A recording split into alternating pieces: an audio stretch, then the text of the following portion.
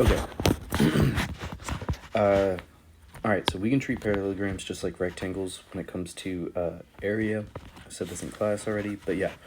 All I know is we have this small one, and that the dimensions, the size of the big one, will be 8.4 times bigger. So, like, even though I don't know what this is, it could be anything, actually.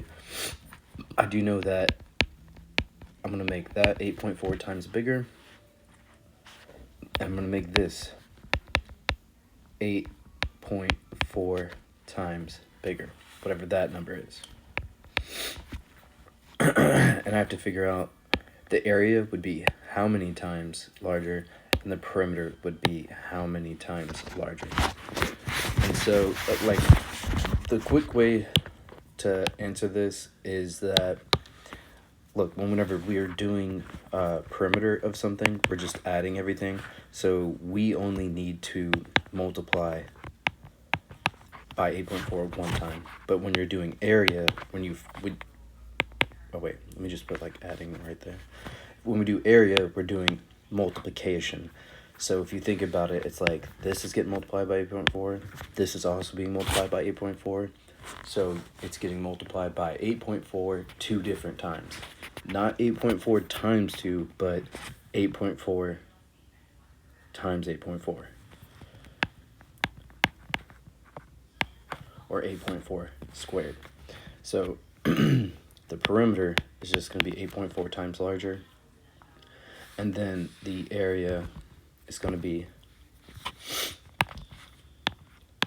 8.4 squared, which is 70.56.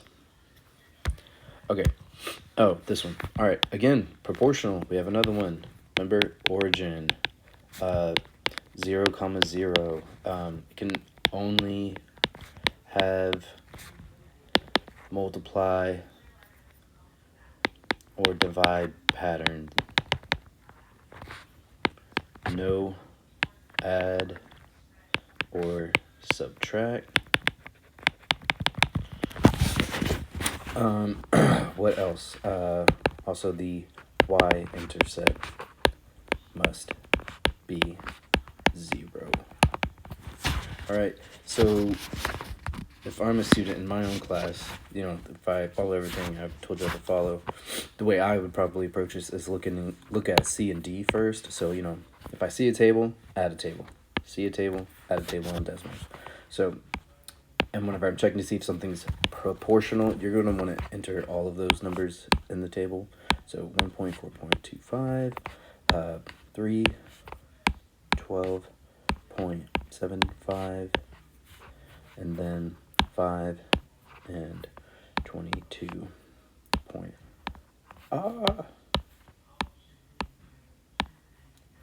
Okay, got all the numbers entered, and let me hit my magic blue button. Oh, it looks like it goes through the origin. You better zoom in and double check, and look, no, it does not.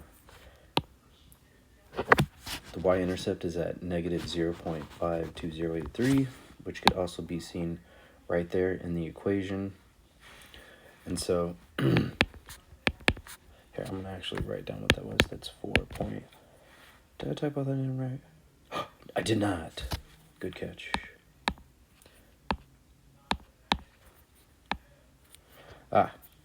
But guess what? It's still not proportional. It's not passing through the origin.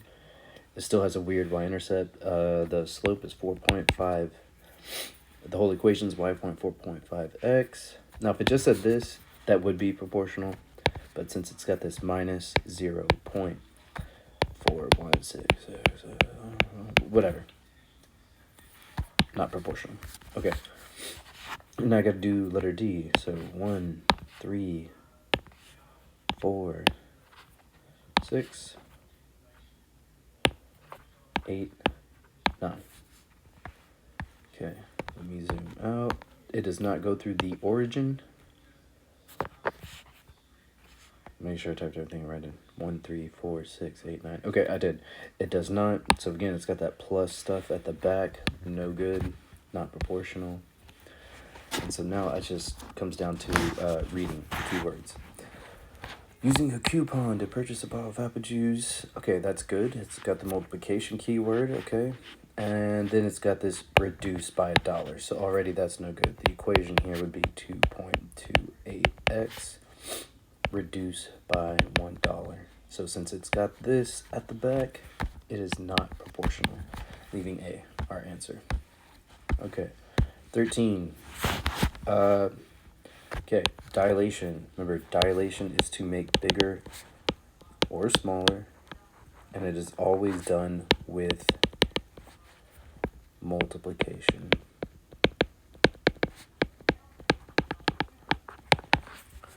All right, so make sure you know which one's your new, which one's your old. This one's the new because it's got the apostrophes. This is the old one.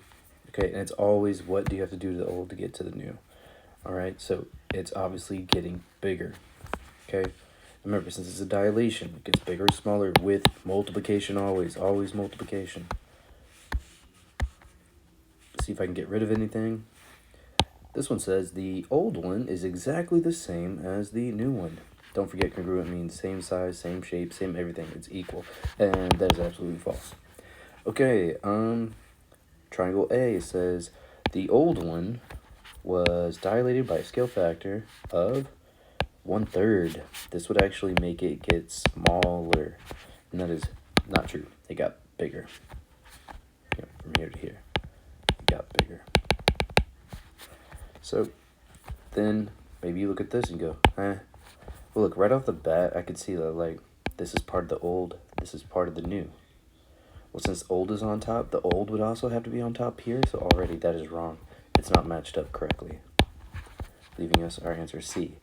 Our new one will equal 3 times the old. Okay. Oh, I almost skipped this one. Oh, I love these. These are easy. Hopefully you feel the same. You have to put the right numbers here to form your inequality. They actually already have the alligator here for us. And remember, the secret to getting these right is to find, multiply keywords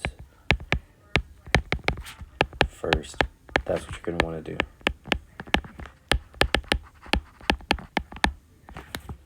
Alright, so when you're going through it and you read it, you will see there is my first multiplication keyword.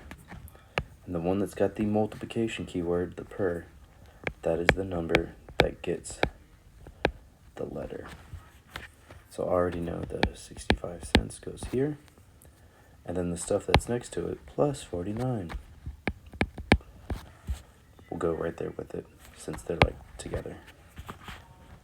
And then I just keep reading. Look, there's another multiplication keyword, so that'll be the number that gets the letter. Goes right here. And 60 plus. Right there with it, same thing. These should be super easy.